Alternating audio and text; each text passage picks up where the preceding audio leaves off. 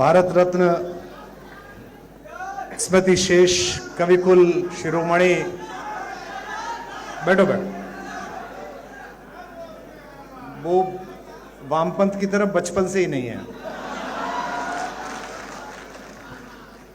आदरणीय अटल जी की स्मृति में आयोजित इस समारोह में मंच पर उपस्थित और आदरणीय अटल जी की अजातशत्रु छवि के वास्तविक और संसदीय उत्तराधिकारी, देश के यशस्वी रक्षा मंत्री आदरणीय राजनाथ सिंह जी, विश्व में राम राज्य की परिकल्पना जिस वस्त्र विन्यास को धारण करके महाराज भरत ने लागू की, उसी वेशभूषा में मंच पर बैठे प्रदेश के यशस्वी मुख्यमंत्री आदरणीय योगी आदित्यनाथ जी, लगभग 36 वर्ष पूर्व विश्व हिंदू परिषद के आदरणीय अशोक सिंघल जी के सानिध्य के कारण, मेरे पूज्य पितृव्यवर मेरे ताऊजी स्मृति शेष सुमन जी के संपर्क के कारण मेरे प्रति स्नेह रखने वाले यशस्वी उप मुख्यमंत्री केशव भैया और पिछले 36 वर्षों से विश्वविद्यालय राजनीति से लेकर आज तक मेरी काव्य प्रतिभा का निरंतर आर्थिक शोषण करने वाले प्रदेश के यशस्वी उप मुख्यमंत्री श्री ब्रजेश पाठक जी, हमारे पश्चिमी उत्तर प्रदेश के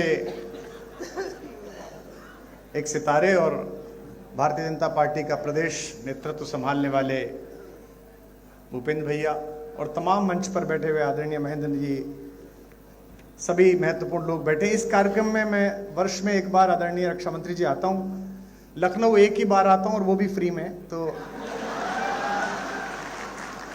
ये कह देना आवश्यक है क्योंकि आज सारा जो मीडिया आया है वो इसलिए भी आया है कि रक्षा मंत्री जी आए हैं, अटल जी का 100वां जन्मदिन है, आदरणीय मुख्यमंत्री जी और महत्वपूर्ण लोग हैं।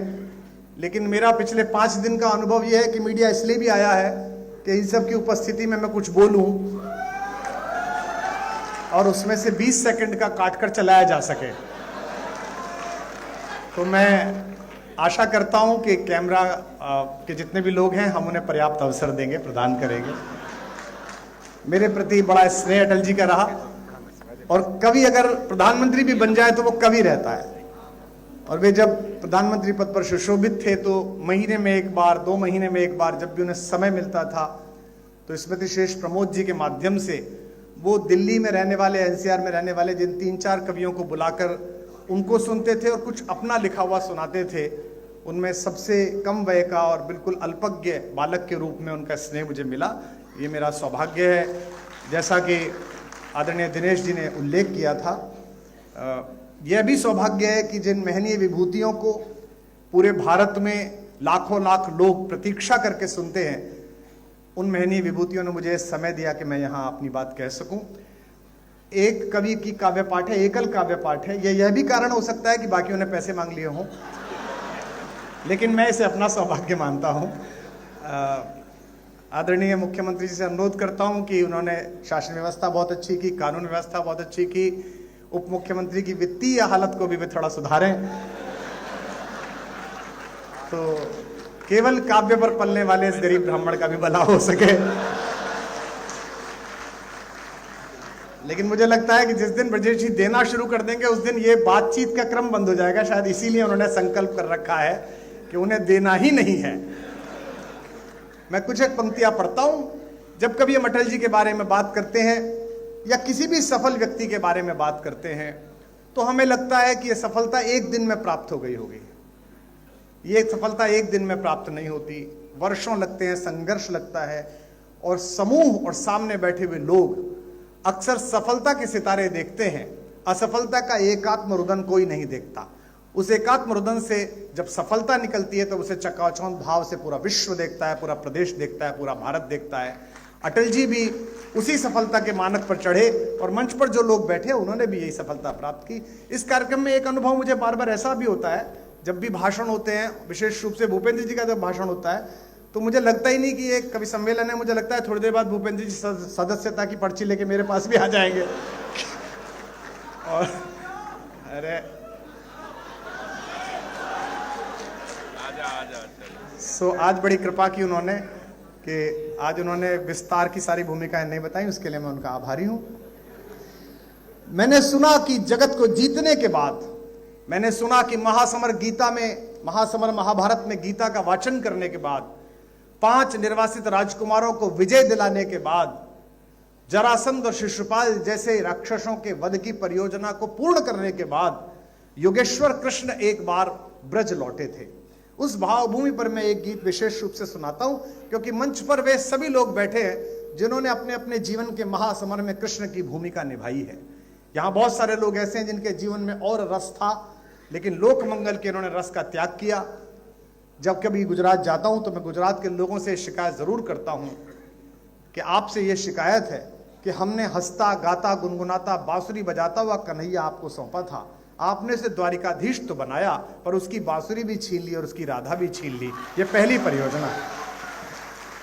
सुनते हैं कि कृष्ण ब्रज लौटे और यह खबर उनके वियोग में आंख खो चुकी राधा जी को प्राप्त हुई। किसी ने कहा इस बार तीज के मेले में कन्हैया आने वाला है। तब तक राधा अपने नेत्रों की ज्योति लगभग खो चुकी थी। इसकी प्रारंभिक 2-3 टिप्पणियों पर आपका नाद मेरी भूमिका तैयार कर देगा। तो किसी ने कहा कृष्ण आने वाले हैं, राधा चुप रही। उसके बाद वो समय भी आया जिस दिन कृष्ण आने वाले थे। आज मुख्यमंत्री जी आते, रक्षा मंत्री जी आते, तो बाहर तक पता चल जाती है कि एक विशिष्ट अतिथि आए हैं। वो तो सम्राटों के सम्राट थे, पूरे मेले को पता चल गई, गोकुल को पता चल गई कि कन्हैया आ गए हैं। कोई दौड़ती हुई सखी राधा की कुटिया पर गई और कहा राधा कृष्ण आ गया है। राधा चुप रही। फिर राधा की कुटिया का पता ढूंढते हुए स्वयं योगेश्वर कृष्ण वहां तक पहुंचने को उद्यत हुए। आधे रास्ते में फिर एक सखी भागी गई और कहा राधिका तेरा कन्हैया आ गया है। राधिका फिर भी चुप रही। जब कुटिया के द्वार पर अश्रुपूरित नेत्रों से कृष्ण खड़े हुए और उन्होंने म्लान राधा को दीप्ति वाले चेहरे के साथ देखा, तो राधा की सबसे प्रिय सखी विशाखा ने राधा के कान में कहा बावरी, जिसके लिए रो रो कर आंखें खोदी वो कन्हैया आ गया है। राधा ने जो उत्तर दिया वो मेरे गीत की भूमिका है। आपकी ध्वनि बताएगी कि आपको भूमिका कैसी लगी। कहा कि कन्हैया आ गया है। राधा ने कहा जगत भर आया है, जब बाह भर आ जाएगा तो मान लो कि क्या आ गया है। ये सभी सफल लोग अपने शयन कक्षों तक जगत भर पहुंचते हैं, बाह भर नहीं पहुंचते। जमाने भर की चिंताएं रहती हैं। हम सब जो लोग अंतरंगता के व्रत में आते हैं, हम सब जानते हैं कि देश की रक्षा सीमाओं की सुरक्षा के लिए दिन रात उद्यत रक्षा मंत्री जी किस मानसिकता में पिछले 1 वर्ष से काम कर रहे हैं। हम सब जानते हैं, परिवार के सदस्य होने के कारण जानते हैं, लेकिन उनकी दृढ़ता में, उनके चाल में, उनके संकल्प में, उनकी वाणी में जरा कंपन आप अनुभव नहीं कर सकते। किसी ने कहा कि तेरे पास तक आ गया है, अब थोड़ा और गंभीर हो जाइए, अच्छा सुनना है आप। पहुंचकर कृष्ण ने कहा राधिका मैं तेरा कन्हैया।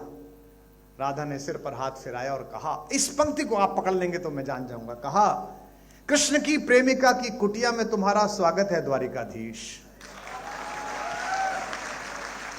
कृष्ण का कैसी बात करती है, मैं तेरा कन्हैया, द्वारिकाधीश क्यों कहती है?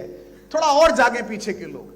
राधा ने कहा हाँ द्वारिकाधीश, मैंने भी यही सोचा कि मेरा कान्हा आ गया है। मैंने आपके सिर पर हाथ फिराया तो ये सोचा कि मोर पंखों से मेरी उंगलियां छुएंगी, लेकिन सम्राट के मुकुट में निकली हुई किरचों से मेरी हथेलियां कट गई हैं। द्वारिकाधीश तुम्हारा स्वागत। कृष्ण ने राधा का हाथ पकड़ा और अपने हृदय पर रखा और कहा अनुभव कर इस हृदय की गति को।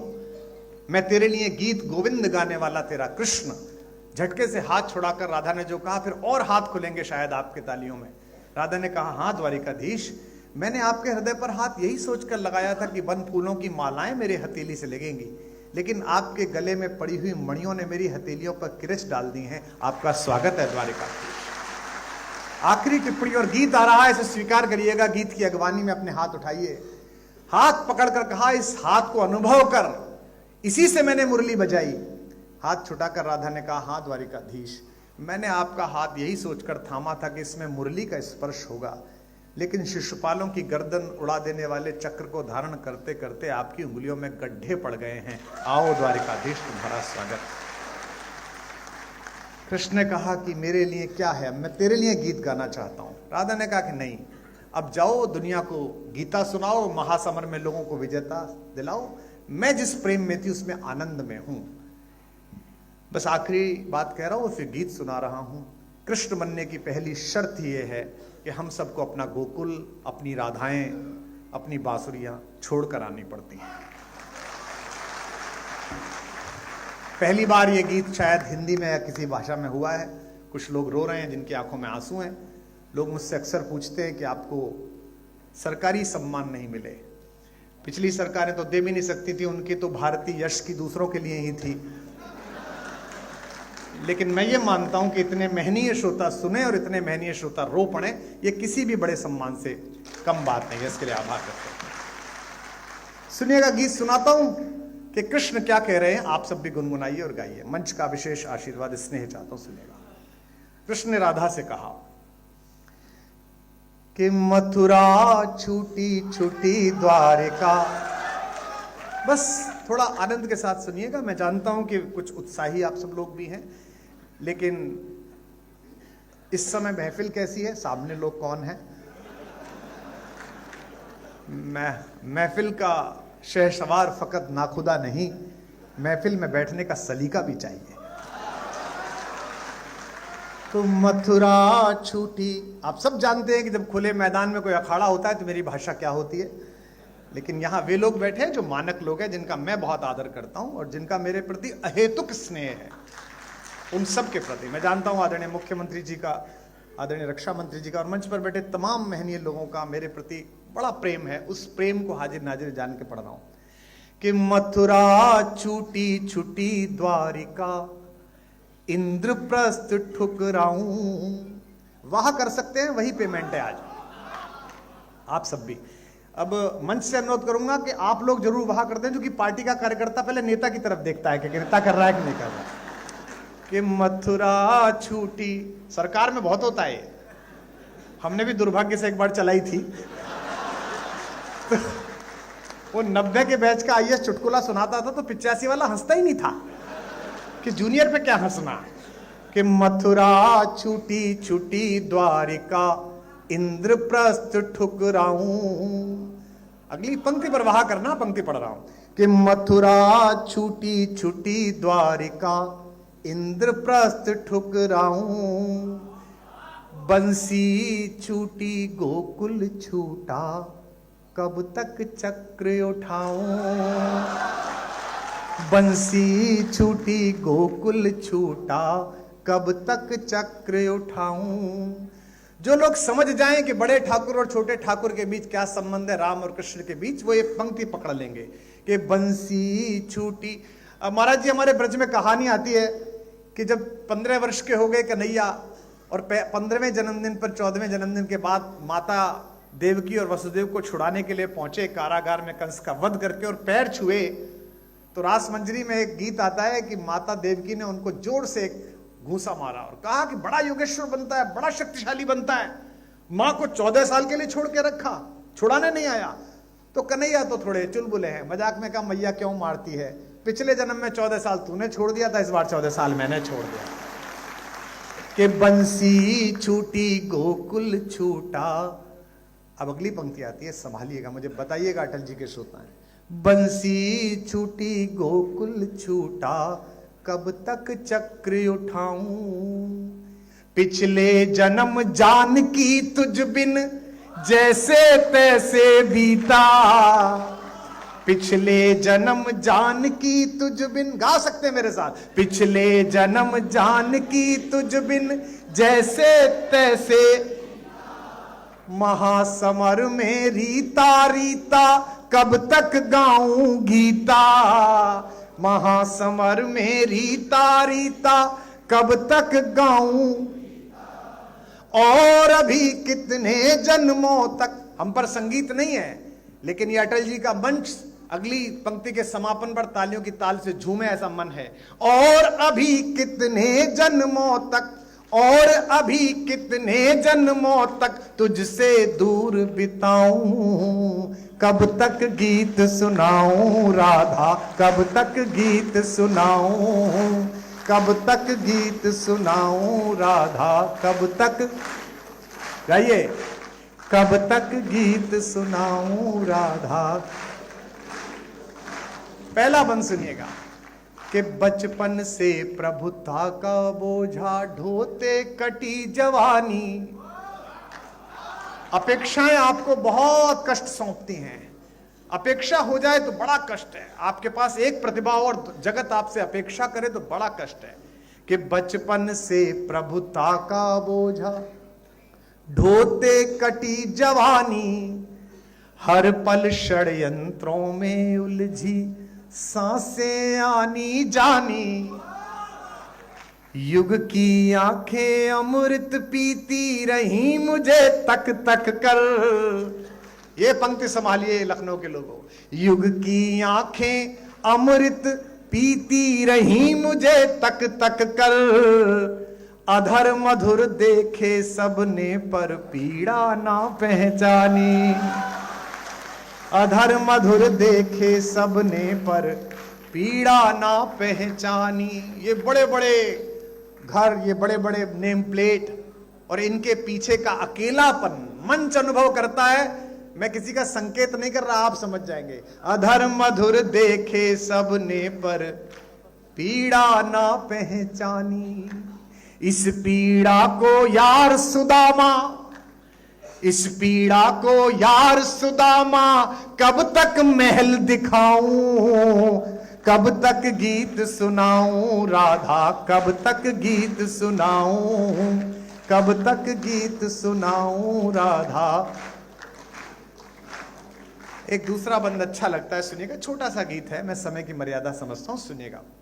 पहली पंक्ति को कविता की तरह सुनिए ताकि इस कार्यक्रम के जो दो भाग थे उसमें कविता पाठ भी जागृत रहे, जीवित रहे। कि दो माओं ने लाड़ लड़ाया, विराजे। कि दो माओं ने लाड़ लड़ाया, दो चेहरों ने चाहा। आपकी वाह मिले, मैं उनकी व्यस्तता समझता हूं। कि दो माओं ने लाड़ लड़ाया, दो चेहरों ने चाहा, फिर भी भरी द्वारिका में मैं खुद को लगा पराया। फिर भी भरी द्वारिका में मैं खुद को लगा। हर कार्यक्रम में आप जाइएगा तो आपको शॉल पहनाया जाता है। आज तो वही था सिर्फ। तो अक्सर लोग कहते हैं कि ये जो आपको कपड़ा पहना रहे हैं, महाराज जी जब आए थे तो उनको भी यही वाला शॉल हमने पहनाया था, इसी सिल्क का। प्रधानमंत्री जी आए तो अक्सर उनको पहनाया था। साल भर होते होते हम सबके घरों पर इतने सारे शॉल इकट्ठे हो जाते हैं, जिन्हें हम हरिद्वार में रात्रि के समय अपने जन्मदिन पर सोते हुए साधुओं, नगर में विश्राम कर रहे आश्रयहीन लोगों को उड़ा के आते हैं। अक्सर हर साल ये करते हैं। लेकिन इस एक क्रिया को मैं कविता में बांध रहा हूं कि कृष्ण का अकेलापन क्या है। मुझे अभी भी आपसे और अपेक्षा है रस की, निवेदन करता हूं। कि दो माओं ने लाड़ लड़ाया, दो चेहरों ने चाहा, फिर भी भरी द्वारिका में मैं खुद को लगा पराया। मेरा क्या अपराध कि मेरा गांव गली घर छूटा। मैं जानता हूं कि एक सन्यासी स्वयं नदी के तीर पर खड़े होकर अपना पिंडदान करता है, लेकिन कितना भी संन्यास्त हो जाए, देवभूमि उत्तराखंड के उन गांवों की महक तो महाराज जी आपके हृदय तक आती होगी, जो आपने संकल्पों के कारण जिस एक रसमय संबंध को आपने इसलिए छोड़ा कि आप एक संकल्प जी रहे हैं। और यही कारण है कि हमारे पास पिछले इतने वर्षों से किस्से नहीं हैं मुख्यमंत्री के भाइयों के, भतीजों के, भांजों के, चाचाओं के और ताऊओं के। दो माओं ने लाड़ लड़ाया, दो चेहरों ने चाहा। पंक्ति आ रही है, संभालिएगा। फिर भी भरी द्वारिका में मैं खुद को लगा पराया। मेरा क्या अपराध कि मेरा गांव गली घर छूटा। एक एक व्यक्ति की शिरकत हो अगली लाइन में, सबकी तालियां उठें। मेरा क्या अपराध कि मेरा गांव गली घर छूटा। आंचल से बिछड़े को जग ने पीतांबर पहनाया। आंचल से बिछड़े को जग ने पीतांबर पहनाया। जग चाहे जाते जाते भी अंतिम सांस तक लोक मंगल के लिए काम करना, यह कृष्ण संवाद है। जाते जाते भी, आखिरी समय में भी वो क्या कर रहे थे, मैं पंक्ति पढ़ रहा हूं, फिर तालियों की ताल देना। जग चाहे जाते जाते भी बंसी मधुर बजाऊं, कब तक गीत सुनाऊं राधा, कब तक गीत सुनाऊं, कब तक गीत सुनाऊं राधा। सब गाइए। कब तक गीत सुनाऊं राधा, कब तक गीत सुनाऊं राधा, कब तक। अंतिम बंद पढ़िएगा मेरे मन के माध्यम से और सुनिएगा आत्मा के माध्यम से। ये मैं किसी को समर्पित नहीं करता, लेकिन सोशल मीडिया का जमाना है। 2 घंटा 23 मिनट बोला मैं 4 दिन पहले, 20 सेकंड चला, 20 सेकंड, और उसमें बहुत आभार आदरणीय गृह मंत्री जी। 2 घंटा 23 मिनट में 20 सेकंड, एक जरा सी बात होती है और पूरा विश्व लेकर उड़ जाता है। एक छोटा सा मुझे स्मरण आ गया, आदरणीय मुख्यमंत्री जी, आदरणीय रक्षा मंत्री जी, मेरे को आदत है फेसबुक ट्विटर पे लिखने के बाद 5 बिंदी लगा देने की। तो मैं एक बार बंबई जा रहा था तो मैंने एक वाक्य लिखा, 5 बिंदी लगाई, फिर सोचा यही वाक्य कॉपी करके ट्विटर पे लगा देता हूं, लेकिन वो कॉपी की जगह कट हो गया। और तब तक वो व्योम वाला घूरने लगी, एयर होस्टेस, कि बंद करिए मोबाइल। तो मैं अच्छे नागरिक की तरह बंद करके बैठ गया। अब 2 घंटे बाद उतरा तो घटना यह कि 5 बिंदु चुपके हुए, कुछ नहीं लिखा हुआ है। और आनंद तो लेंगे कि नीचे 2000 कमेंट। यही तो विद्वान आदमी की पहचान है।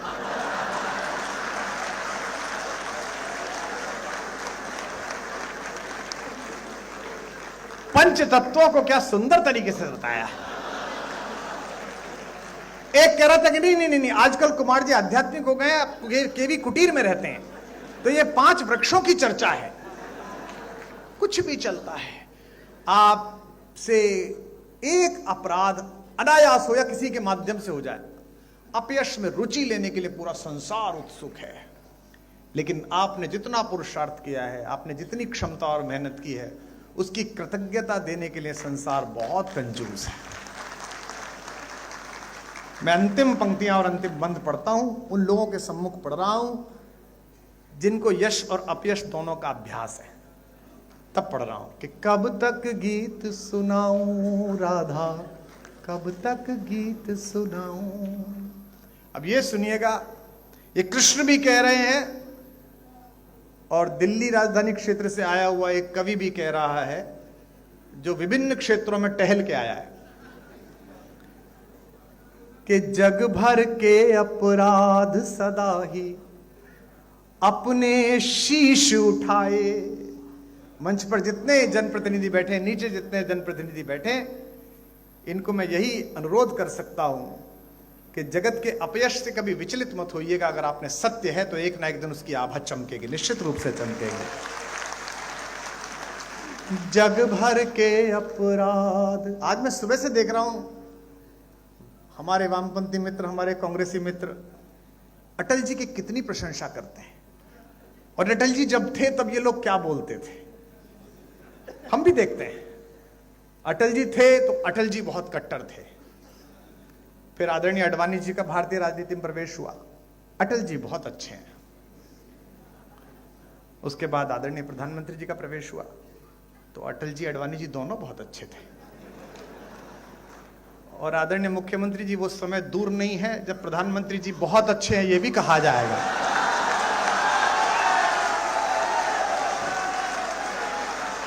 जग भर के अपराध सदा ही। कितना निर्मम जगत है, कितना निर्मम है भाई। और यह केवल भगवती कृपा से होता है, यह केवल माता सरस्वती की कृपा से होता है कि आप निष्कलंक कहीं से लौट आए। मैं अटल जी की कृपा मानता हूं, वे राजनीति में निष्कलंक अजात शत्रु रहे। मैं भी एक छोटा ओरिएंटेशन कोर्स करके अब बाहर आया। यह भगवत जी की कृपा थी कि मुझे देश के सर्वाधिक मेहनीय लोग बैठकर सुन रहे हैं, अन्यथा मैं भी दिल्ली में दारू के ठेके का हिसाब दे रहा होता। कहां है कि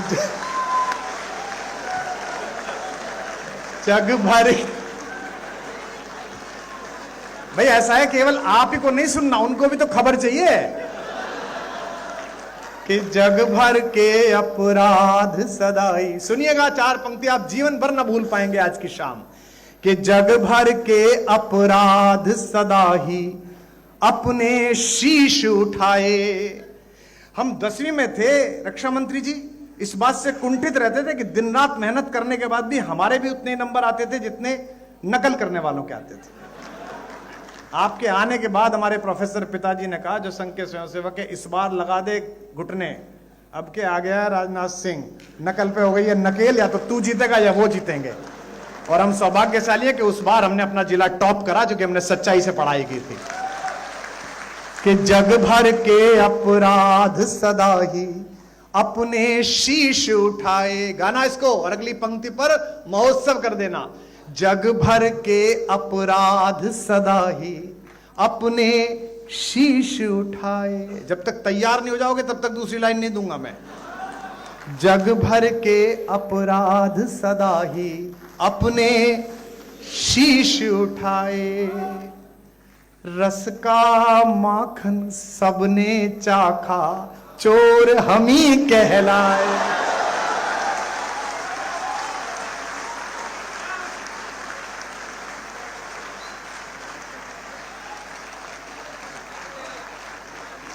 जग भर के अपराध सदा ही अपने शीश उठाए। रस का माखन सबने चाखा, चोर, गाओ लखनऊ वालों, रस का माखन सबने चाखा, चोर जग भर के अपराध सदा ही अपने शीश उठाए। 5 दिन राम पर बोलो, 3-3 घंटे अयोध्या जी में हाजिरी लगेगी। 3 पंजे 15 घंटे, 15 घंटे में नर पिशाचों को एक लाइन नहीं मिली, 20 सेकंड मिले, बस 20 सेकंड। और वो सारे आ गए पल्ली पार से। पूरे भारत की समस्या एक तरफ, मैं एक तरफ। कुमार विश्वास ने ये कहा, कुमार विश्वास ने ये कहा। मुझे पता है कि आज के बाद भी अतिसार होने वाला है, कोई दिक्कत नहीं है। अरे भैया रहने दे तो बेटा, ये जिंदाबाद विंदाबाद दूसरों के लेकर मेरे 7 साल बर्बाद हुए इसमें। रस का माखन सबने चाखा, चोर हम ही कहलाए। और सुनिए अंतिम 2 पंक्तियां, फिर एक ध्रुव पंक्ति पढ़ के विराम लूंगा। इस पर भी 1 मिनट तक ताली बजेगी। कि रस का माखन सबने चाखा, चोर हम ही कहलाए। दिल्ली से भी जोड़ना, दिल से भी जोड़ना और कृष्ण से भी जोड़ना। रस का माखन सबने चाखा, चोर हम ही कहलाए। युग के दुर्योधन के जब जब अहंकार को कुचला, युग के दुर्योधन के, कम हाथ खुले आपके कुछ लोगों के, अगली बार ध्यान रखना। युग के दुर्योधन के जब जब अहंकार को कुचला, दुनिया जीती, दुनिया जीती, गांधारी के शाप हम ही ने खाए। गाओ। युग के दुर्योधन के जब जब अहंकार को कुचला, दुनिया जीती, गांधारी के शाप। रस का माखन सबने चाखा, चोर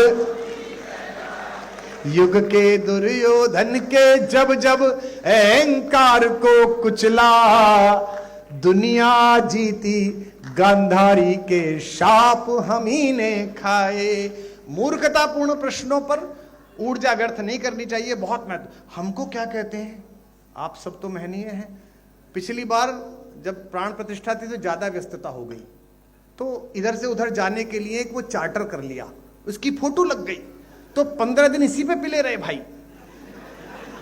कि ये राम पर बोलते हैं और चार्टर पे जा रहे हैं। तो मैंने कहा ये कहां लिखा हुआ है चार्टर में हराम वाले ही जाएंगे, राम वाले नहीं जाएंगे, ये कहां लिखा हुआ?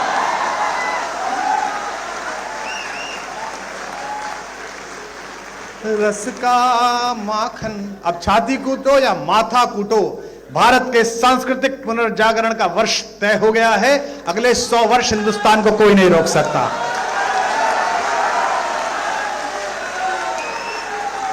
युग के दुर्योधन के जब जब अहंकार को कुचला।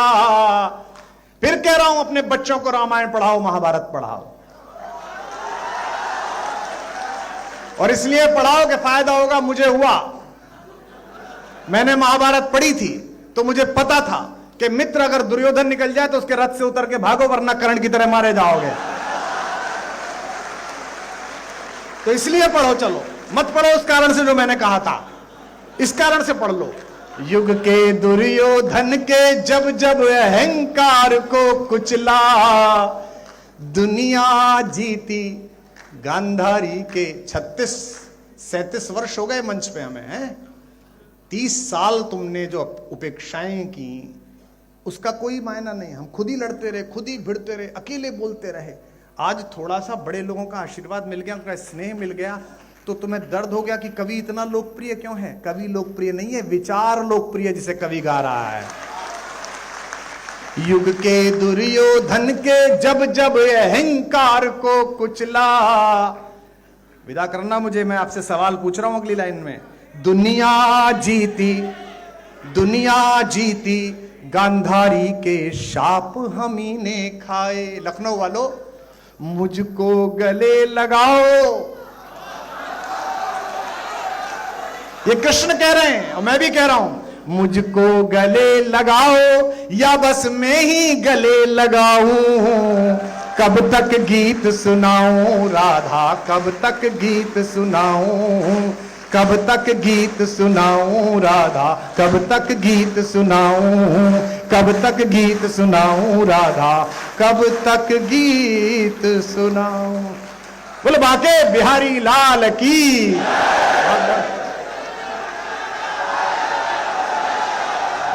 बहुत बहुत धन्यवाद।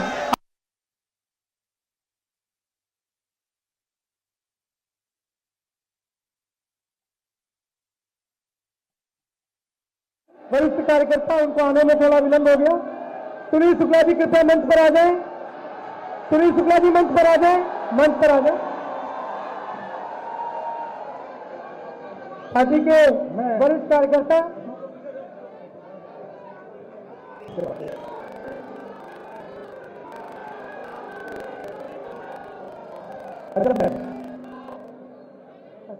कि कोई दीवाना कहता है, ये मैं सुनाना नहीं चाह रहा था, लेकिन आदरणीय मुख्यमंत्री जी और रक्षा मंत्री जी का आदेश है, इसलिए 4 लाइन सुना रहा हूं।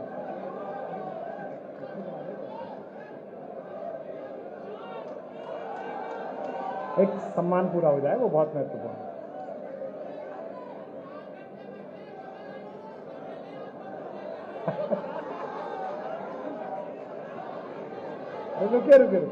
रुकिए सुनिए। अच्छा, एक बार तालियां बजा के बताइए। चलिए आप, बहुत आभार। मैं आदरणीय अतिथियों के समय की मर्यादा और उसकी सीमा समझता हूं। मुझे विशेष अनुग्रह पूर्वक 2 मुक्तक के लिए समय सीमा दी गई, तो मैं सुनाता हूं, सुनिएगा। कि मेरे जीने में मरने में तुम्हारा नाम आएगा,